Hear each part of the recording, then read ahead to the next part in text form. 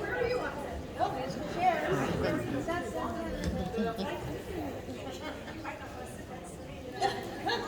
I know.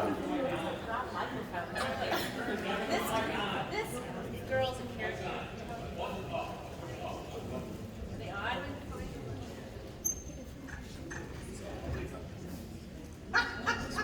Always trying to find the button.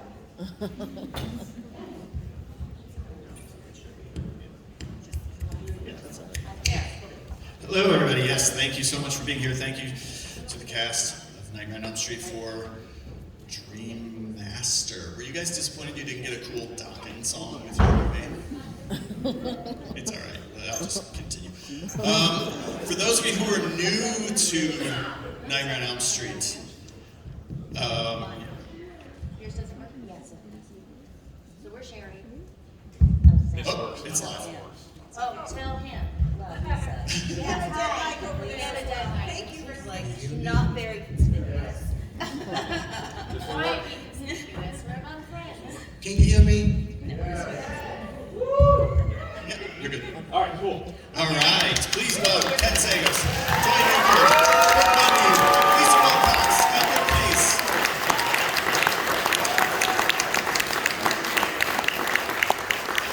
Those of you who are new to the Nightmare on Elm Street franchise, Nightmare on Elm Street 4 was kind of the franchise at its absolute peak popularity, craziness. What was it like to be cast in a new Nightmare on Elm Street movie?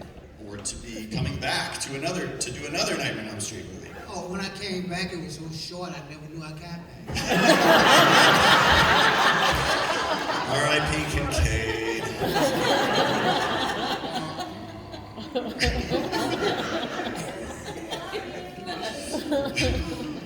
How exciting was it to be cast in a Nightmare on Elm Street movie? Okay, Kind of Anyone? cool. Sure.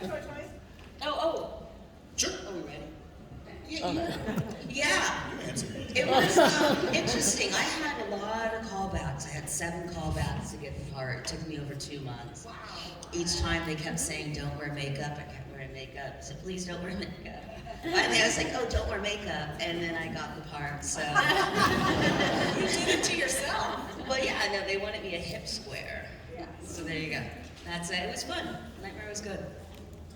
I came back in 4 after having been decapitated in 3. And the first moment on the stage with Robert, we were doing a scene, and I said, I have to ask you a question. And he said, sure, go ahead. I said, so, I don't understand. I mean, I got killed. Decapitation is killing. How come I'm back in 4? He said, Brooke. And I said, what? He said, shut up. Just be grateful. Yeah, totally awesome, because I was a fan of Nightmare on Elm Street from the beginning, and all horror since I've been little, and I had this huge crush on Rodney Easton, Joey in Nightmare 3. So when I got cast in Nightmare 4, I was really excited. But we didn't have any scenes together.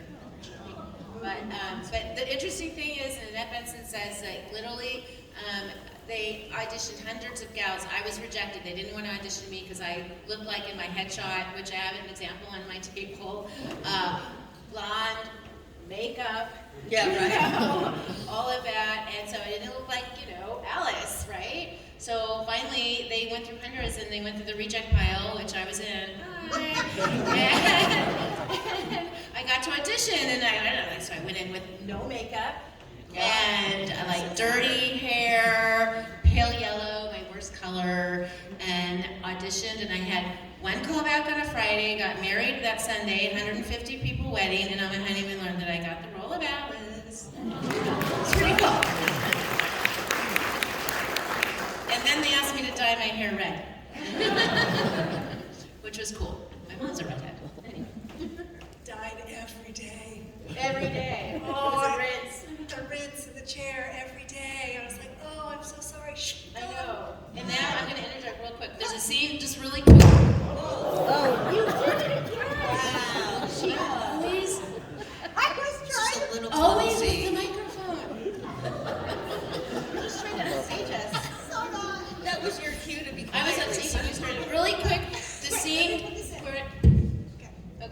scene real quick when the boiler room and Kristen has called me in through her dream and I'm in a white nightgown and I'm walking through tentatively and whatever. The director says, cut! What the hell's all over the white nightgown? Well, the rinse they put in my hair because they're getting me wet is now draining all over my white nightgown. So they had to stop filming, had to stick my head in a sink to wash the rinse out and then resume filming. Just like Rudy Giuliani. I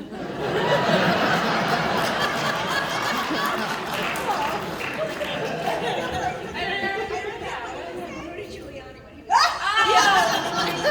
Okay. All right. Sorry. Go ahead. No, You're ahead, your mommy. Yeah, I know. I dropped my No, I would go and see you, and getting in the makeup trailer in the morning, and Lisa's very miserable, and I had my wig, so I'd go home. Sure. Bye, Lisa. And she's still in the wig. I'm like, I'm so sorry. 2 blow dryers going I to know. dry it.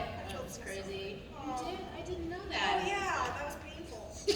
Oh, thank you. I used to dye my mother's hair, so. Oh, so you Yeah, know. I was like, I have a question. I know what your question is, because I see you looking back there. Where the hell is my picture?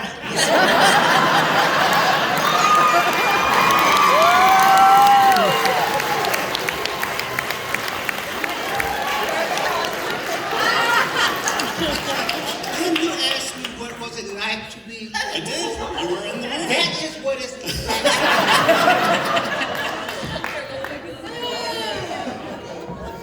You all can go on. I'll be the nice little rooster over here. you're just one of the ladies, Ken.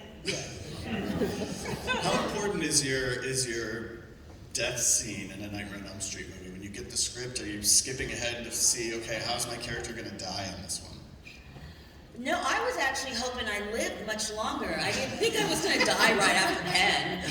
It's like, so, but did you guys know during your audition? Because when we auditioned, they just gave us our audition sides, they were called. So I didn't even know if I was going to die or not until we got the script in its entirety. And then I was like, oh my God, that's pretty cool. My first on-screen kiss is with Freddy Krueger. Like, yeah. And then here's a great one. When I was, because they did my special effects first, so the dummy, they put a cast over my head, and they had my mouth open, and they put the mold, and they got the doll ready. So then I went to go shoot the scene. And in the scene, they're like, okay, well, Robert, you're going to come in and toy, your mouth is going to be wide open because your doll's mouth is open. I said, okay, great. Well, it was after lunch, and Robert wore dentures. And so when he came in to kiss me one of the times, the dentures slipped out. And it was like saliva and grits and grime and maybe some corn, I don't know. Just like, yeah. You sure, Robert, want you to tell that? Yeah, I know. He's like, can we reenact it? I was like, no. That was my death scene.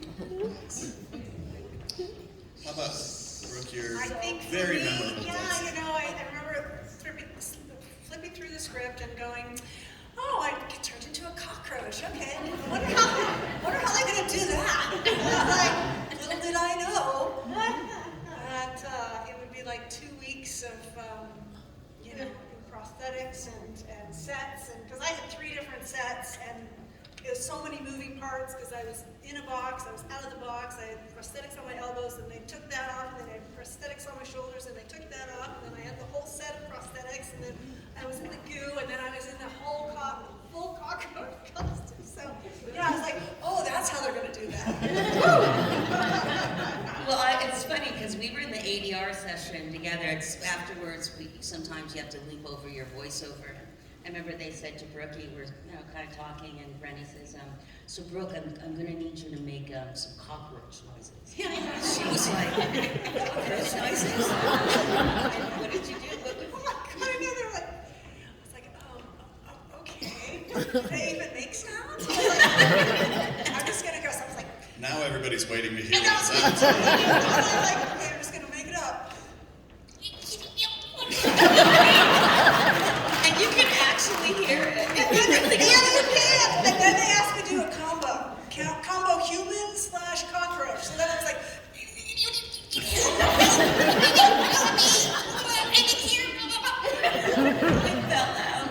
Fabulous, great. Should have been part of your audition. Cockroach noises. Yeah. So with Mike getting decapitated and not dying, who I came in that They day. sewed you back on. They said, this is where this So, anyway, so I came in that day, and it turns out that Freddie had to use the actual razors in his glove. So this was not like rubber, this was not pretend, it was the real deal, because we had to do it all in one shot. And what he was gonna do is when I come in, he swipes my head, so I have to go back like this, and then gets the other head, and then comes into her room and starts ripping up the pillows with his hands. So it had to be all in one shot.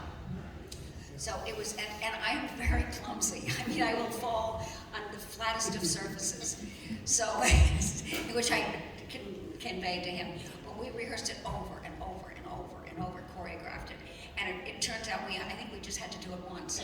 But it was a little scary. I mean, those, they're like this big and they're sharp, like razor sharp.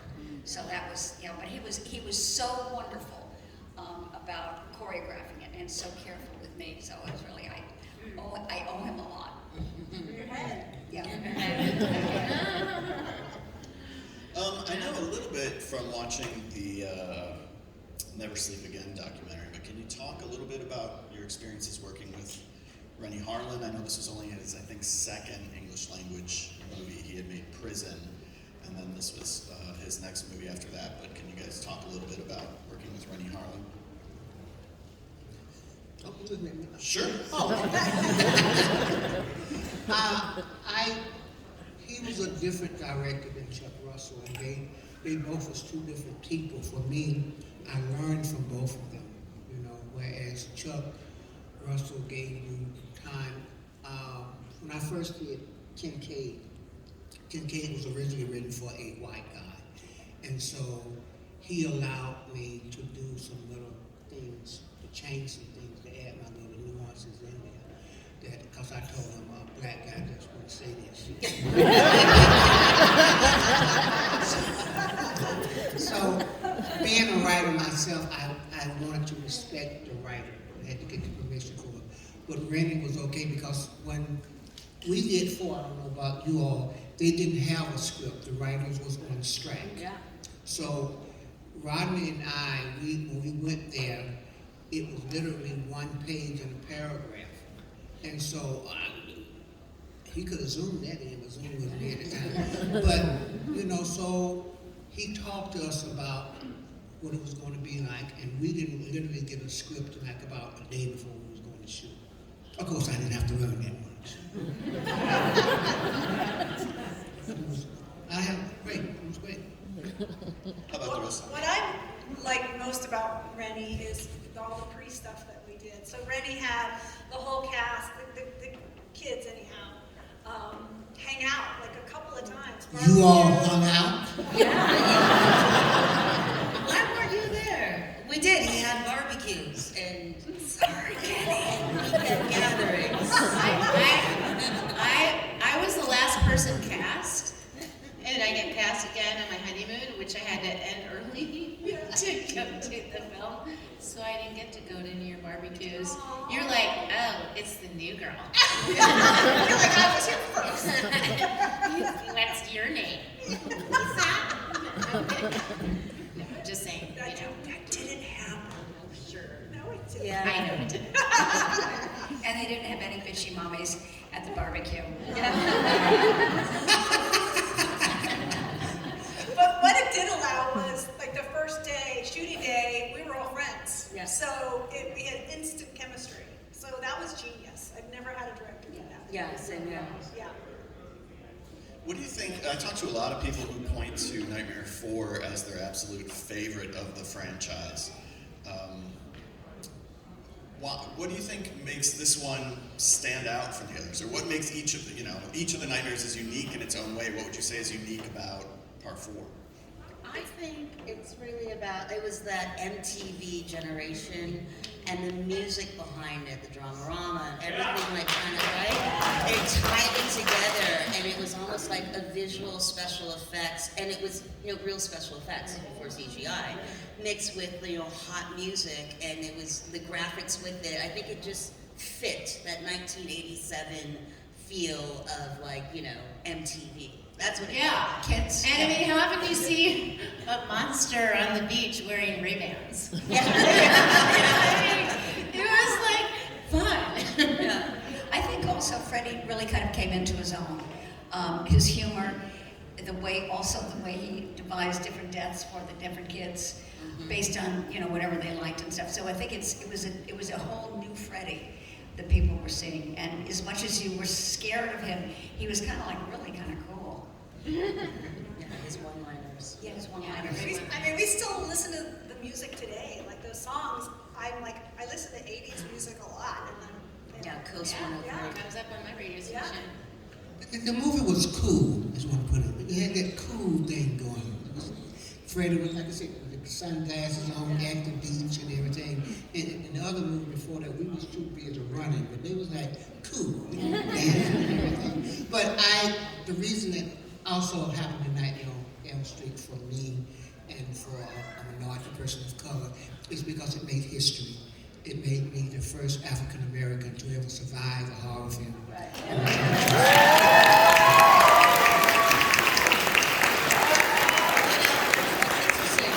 good that you would say that because I think I was just like everyone, standard quo. I was the first African American to die in a horror film. Yeah, I know that's happened before, but I'm just saying. Yeah, I always say they forgot to kill me at 3. They say, oh shit. We'll make up a toy and 4. Yeah, I used to tell my friends to go when they go see Nightmare 4. I used to tell them, do not get in the popcorn, do not get anything to drink. Straight to the theater because I get killed just after the credits. But I'm going to keep my mouth shut, but I have to say this is that, the cast in Nightmare 4, they embraced me and Rodney as if we was a part of them. So Yeah. I have so much love for the cast. Yeah. Even though I was the senior and you all were the freshmen. If you guys have questions, we'll have time for a couple of audience questions. You can line up at that microphone there. Can you speak just